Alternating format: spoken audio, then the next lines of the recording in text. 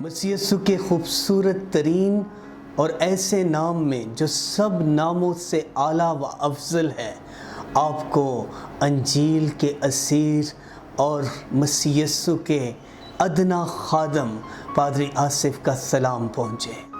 عزیزو، آج جس دور سے ہم گزر رہے ہیں اور بالخصوص میں اور آپ، ہم جانتے ہیں کہ کرونا وائرس یا کووڈ-19 کی بات چیت ہماری روزمرہ کی زندگی کا حصہ بن چکا ہے۔ چاہے ہم کسی بھی جگہ بیٹھے ہوں، چاہے ہم کسی کو ٹیلی فون کر رہے ہیں یا بات چیت سن یا کر رہے ہیں، کرونا وائرس یا کووڈ-19 ہمارے اعصاب پر سوار ہے۔ اس وجہ سے ہمارے اعصاب اور ایون ہمارے خاندانوں میں، ایون ہماری کلیسیاؤں میں، ایون ہماری لیڈرشپ میں خوف طاری ہے۔ بتاتا چلوں کہ خوف، کلام خدا فرماتا ہے کہ خوف ایک پھندا ہے، اور کلام خدا میں ہمیں بارہا بار یہ لکھا ملے گا۔ خدا قدوس رب جلیل ہمیں فرماتے ہیں، خوف نہ کر، ہراساں نہ ہو۔ تو سوال پیدا ہوتا ہے کہ پھر بھی ہم انسان ہوتے ہوئے، جسم رکھتے ہوئے احتیاطی تدابیر کرتے ہیں، اور شاید کسی نہ کسی طرح سے ہم اس دور میں داخل ہو چکے ہیں کہ ایمان سے کم خوف زیادہ ہم پر طاری ہے۔ آج اس موقع پر میں کلام خدا میں سے، جو میری اور آپ کی تسلی کا سرچشمہ ہے، چند ایک باتوں پر ہم غور کریں گے۔ سب سے پیشتر میں بتاتا چلا جاؤں کہ بائبل مقدس عہد عتیق اور عہد جدید یعنی دو عہد پر مبنی ہے۔ عہد عتیق اور عہد جدید، کسی نے کیا خوب کہا ہے کہ عہد جدید اور عہد عتیق یہ دو خدا کے ہونٹ ہیں جن سے خدا بولتا ہے۔ آئیے کلام خدا میں سے، عہد عتیق میں سے ہم دیکھیں تواریخ کی دوسری کتاب، اس کا 7واں باب اور اس کی 13ویں اور 14ویں آیت کی تلاوت ہم کرتے ہیں۔ کلام خدا میں یوں مرقوم ہے، اگر میں آسمان کو بند کر دوں کہ بارش نہ ہو، یا ٹڈیوں کو حکم دوں کہ ملک کو اجاڑ دیں، یا اپنے لوگوں کے درمیان وبا بھیجوں، تب اگر میرے لوگ جو میرے نام سے کہلاتے ہیں خاکسار بن کر دعا کریں اور میرے دیدار کے طالب ہوں اور اپنی بری راہوں سے پھریں، تو میں آسمان پر سے سن کر ان کا گناہ معاف کروں گا اور ان کے ملک کو بحال کر دوں گا۔ خدا ان کے کلام کے پڑھے اور سنے جانے پر خدا ان کی برکت ہو۔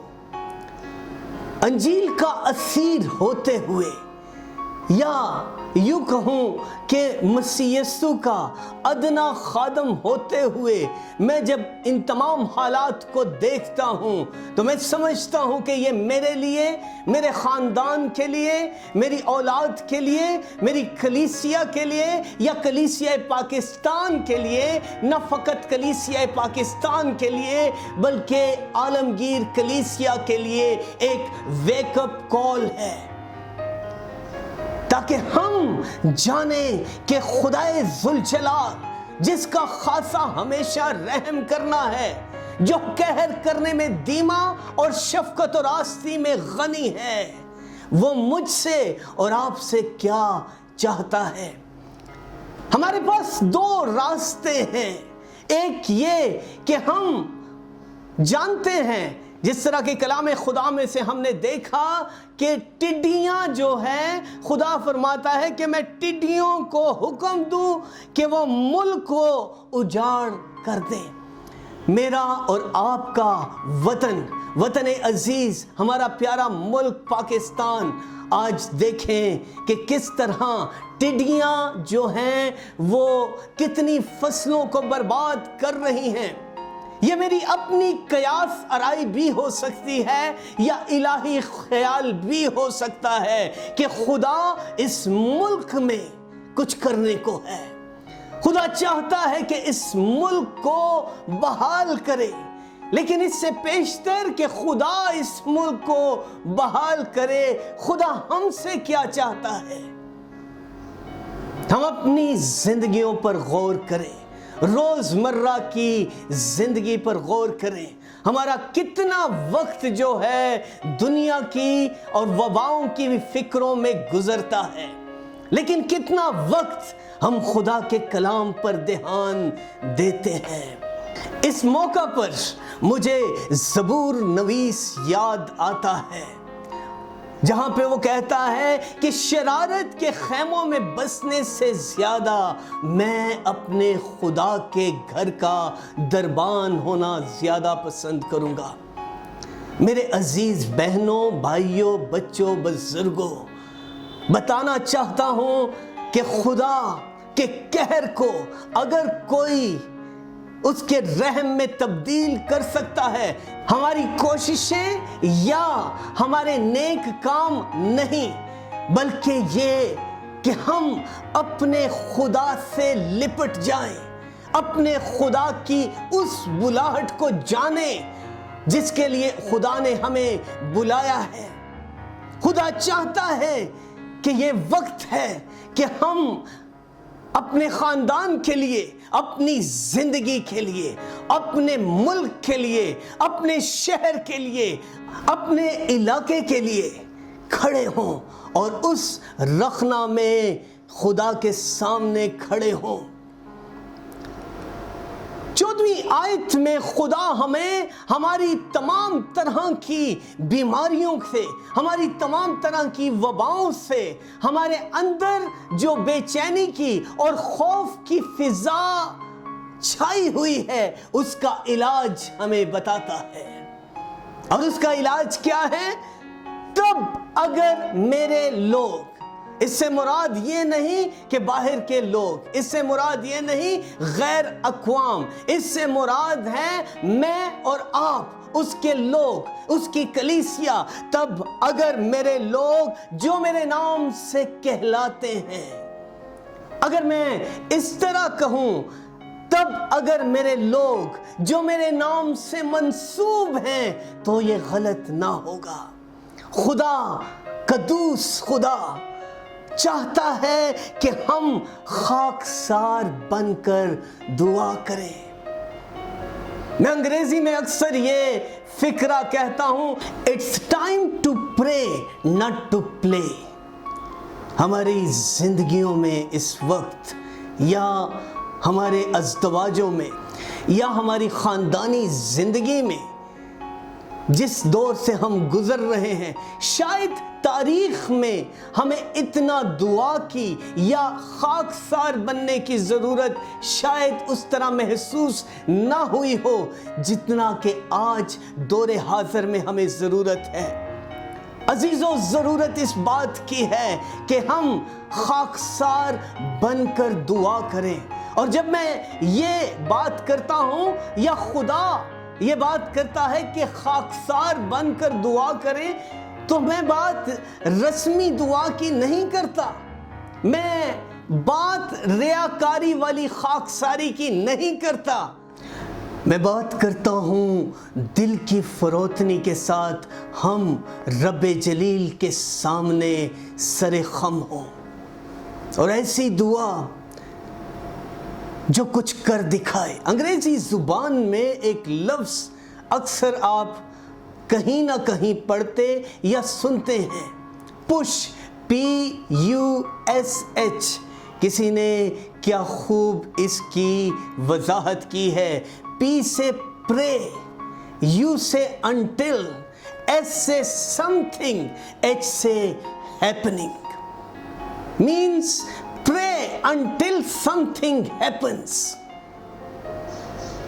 تو بتانے کا مقصد یہ ہے میرے عزیزو کہ آئیں ہم اپنے گھٹنوں کے بل ہو کر اپنے خالق حقیقی سے رحم کی اپیل کریں کہ خدا ہم پر فضل کرے۔